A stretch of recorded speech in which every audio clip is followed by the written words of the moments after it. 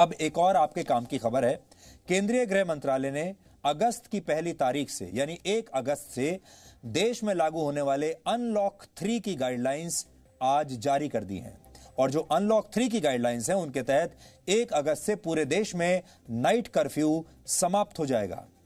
फिलहाल night curfew रात 10 बजे से सुबह 5 बजे तक लागू रहता है। अब ये 1 अगस्त से खत्म हो जाएगा। इसके अलावा 5 अगस्त से जिम और योग संस्थान भी खोले जा सकेंगे। 15 अगस्त को देश भर में स्वतंत्रता दिवस के कार्यक्रम में सोशल डिस्टेंसिंग के साथ लोग शामिल हो सकते हैं। अब हम आपको वो लिस्ट बताते हैं जिन पर 1 अगस्त के बाद भी पाबंदी जारी रहेगी। जैसे स्कूल और कॉलेज 31 अगस्त तक बंद रहेंगे। Metro, train, cinema halls, entertainment parks भी अभी नहीं खुलेंगे। धार्मिक, राजनीतिक, सांस्कृतिक और मनोरंजन से जुड़े आयोजनों पर भी रोक जारी रहेगी। सामाजिक समारोह में ज्यादा लोगों के शामिल होने पर भी पाबंदी जारी रहेगी। 31 अगस्त तक कंटेनमेंट जोन में लॉकडाउन सख्ती से लागू रहेगा। 65 साल से ज्यादा उम्र के बुजुर्गों, 10 साल से कम उम्र के बच्चे और गर्भवती महिलाओं को अब भी घर में ही रहने की सलाह दी गई है। तो ये है अनलॉक 3 की गाइडलाइंस। अनलॉक 3 की गाइडलाइंस के बारे में हमने आपको बता दिया, लेकिन अनलॉक हो जाने का मतलब यह नहीं है कि देश कोरोना वायरस के प्रति लापरवाह हो जाए। लेकिन हमारे देश में फिलहाल हो यही रहा है और लापरवाही हमारे देश में कोरोना वायरस से भी ज्यादा तेजी से फैल रही है। तो बड़ा सवाल यह है कि क्या कोरोना वायरस का डर अब हमारे देश के लोगों के मन से निकल चुका है? क्या अब हमें इस वायरस से कोई डर नहीं लगता? और इसी लापरवाही की वजह से भारत में कोविड-19 के मरीजों की संख्या अब 15 लाख से ज्यादा हो चुकी है और मरने वालों का आंकड़ा 34,000 तक पहुंच चुका है। अगर अब भी आपको ये बात ठीक से समझ में नहीं आ रही तो हम आपको एक ग्राफ दिखाना चाहते हैं। ये ग्राफ आपको ये बता रहा है कि जब भारत में कोविड-19 के मामले बहुत कम थे तो लोगों में डर बहुत ज्यादा था। यानी जब मामले कम थे तो डर बहुत ज्यादा था और जब मामले बहुत ज्यादा हैं तो डर बहुत कम है। उल्टा है, देखिए। और यही तस्वीर है इस समय देश की। जब केस कम थे तो डर ज्यादा था, अब केस ज्यादा हैं तो डर कम है। जब केस बहुत कम थे तब लोग डरे हुए थे, पूरी सावधानी बरत रहे थे, घर के बाहर नहीं निकल रहे थे।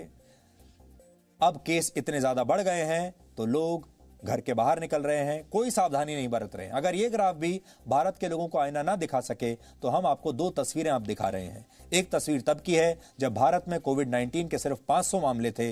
इसके बाद लॉकडाउन लगा दिया गया और देश की सड़कें बिल्कुल सूनी हो गई थी।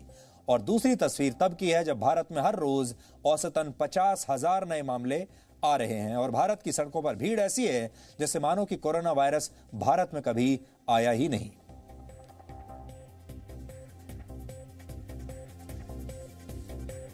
स्थिति यह है कि जब आप फल और सब्जियां खरीदने किसी दुकान पर जाते हैं तो वहां तो आप भी मास्क पहनकर ही जाते हैं और दुकानदार भी सारी सावधानियों का ध्यान रखता है। लेकिन जब लोग शराब की दुकानों पर पहुंचते हैं तो सोशल डिस्टेंसिंग के नियमों की धज्जियां उड़ा दी जाती हैं। शराब का नशा कोरोना वायरस के डर पर हावी हो जाता है। इस विरोधाभास का जिक्र हम आज इसलिए कर रहे हैं ताकि आप ये समझ सकें कि इस महामारी को लेकर हमारा देश कैसे लापरवाह होता जा रहा है। स्थिति यह है कि लॉकडाउन में जब शराब की दुकानें खुली तो ज्यादातर राज्यों में इसकी बिक्री पहले से भी 10% ज्यादा बढ़ गई। जबकि एक ताजा सर्वे के मुताबिक भारत के 74% लोगों का कहना है कि वो अब रेस्टोरेंट्स के खुलने के बाद भी वहां खाना खाने के लिए नहीं जाएंगे क्योंकि उन्हें संक्रमण का डर है। फिलहाल भारत के कई राज्यों और शहरों में थोड़े थोड़े अंतराल के बाद लॉकडाउन लागू किया जा रहा है। उसकी नई नई स्टेजेस आ रही हैं, लेकिन इससे भी नए मरीजों की संख्या में कमी नहीं आ रही। भारत में अब हर रोज औसतन 5 लाख टेस्ट हो रहे हैं और पॉजिटिविटी रेट 12% के आसपास है। यानी हर 100 लोगों का टेस्ट होने पर 12 लोगों का रिजल्ट पॉजिटिव है। लेकिन यह आंकड़ा अपने आप में पूरी कहानी नहीं बताता। भारत में अब भी प्रति 10 लाख लोगों पर 11,000 टेस्ट किए जा रहे हैं। 10 लाख में सिर्फ 11,000 टेस्ट, जो पहले के मुकाबले ज्यादा तो हैं, लेकिन इतनी विशाल आबादी के लिए पर्याप्त नहीं है। लेकिन इस बीच कुछ शहरों में हुए सेरो टेस्ट के आंकड़े आ गए हैं और ये आंकड़े बहुत ही चिंताजनक हैं। सेरोलॉजिकल टेस्ट का इस्तेमाल शरीर में उन एंटीबॉडीज का पता लगाने के लिए किया जाता है जो किसी वायरस से संक्रमित होने के बाद बनते हैं। कुछ दिन पहले हमने आपको बताया था कि दिल्ली में करीब 24% लोगों के शरीर में कोरोना वायरस से लड़ने वाले एंटीबॉडीज पाए गए थे। इसका मतलब है कि 24% आबादी दिल्ली में संक्रमित हो चुकी थी। इसी तरह मुंबई में हुए नए सेरोलॉजिकल टेस्ट के दौरान करीब 40% लोगों में ये एंटीबॉडीज पाए गए हैं। इसका मतलब यह है कि मुंबई की 40% आबादी कोरोना वायरस से संक्रमित हो चुकी है। भारत की आबादी इस समय 137 करोड़ के आसपास है। अगर दिल्ली के आंकड़ों को हम आधार बना लें तो भारत के करीब 33 करोड़ लोग इस वायरस से संक्रमित हो चुके हैं। और अगर मुंबई के आंकड़ों को आधार मान लिया जाए तो भारत के करीब 54 करोड़ लोग कोरोना पॉजिटिव हो चुके हैं। 54 करोड़ लोग, और इनमें से ज्यादातर लोगों को शायद इस बात का पता भी नहीं होगा और ये सारे लोग एसिम्प्टोमेटिक होंगे या फिर उन्हें कुछ थोड़े बहुत सिम्टम्स आए होंगे, हल्का बुखार, और वो 1-2 दिन में चला गया होगा और ये शायद इन्हें पता भी नहीं लगा होगा। अब अगर दिल्ली के 24% और मुंबई के 40% वाले आंकड़ों का हम औसत निकाल लें तो ये औसत बैठता है 32%। और इस फॉर्मूले से भारत के करीब 44 करोड़ लोग कोविड-19 से संक्रमित हो चुके हैं। तो अब आप अंदाजा लगा सकते हैं, और ये आज का आंकड़ा है। आने वाले दिनों में अगर आप दोबारा से जब ऐसे टेस्ट करेंगे तो आपको यह भी पता लग सकता है कि यह संख्या 44 करोड़ से ज्यादा भी हो सकती है, 60, 70, 80 करोड़ तक भी जा सकती है। यहां हम एक बात स्पष्ट कर देना चाहते हैं कि यह सिर्फ आंकड़ों का औसत है और इस समय भारत के अलग अलग राज्यों की स्थिति में काफी फर्क है। लेकिन इन आंकड़ों को सरल तरीके से देखने के बाद हमने सिर्फ आपको यह बात समझाने की कोशिश की है कि कैसे लोगों के मन से धीरे धीरे कोरोना वायरस का डर अब समाप्त होने लगा है। ऐसा लगता है कि भारत को इस डर की आदत पड़ गई है, या फिर भारत के लोग अब इस डर से थक चुके हैं और शायद भारत के लोग अब ये सोचने लगे हैं कि अब जो भी होगा देखा जाएगा, भगवान भरोसे उन्होंने अपने जीवन को छोड़ दिया है। यानी लोग डर पर काबू पाने के लिए भगवान भरोसे हो गए हैं, और अब जब स्थिति वाकई खतरनाक होती जा रही है तब लोग इस डर को न्यू नॉर्मल मानने लगे हैं। यह नया नॉर्मल है। आज हम इसी सोच को बदलने की कोशिश आपके साथ करेंगे। इसके लिए सबसे पहले आपको डर की परिभाषा समझनी चाहिए। डर हमारे मस्तिष्क के जिस हिस्से में शुरू होता है उसे अमेग्डाला कहते हैं।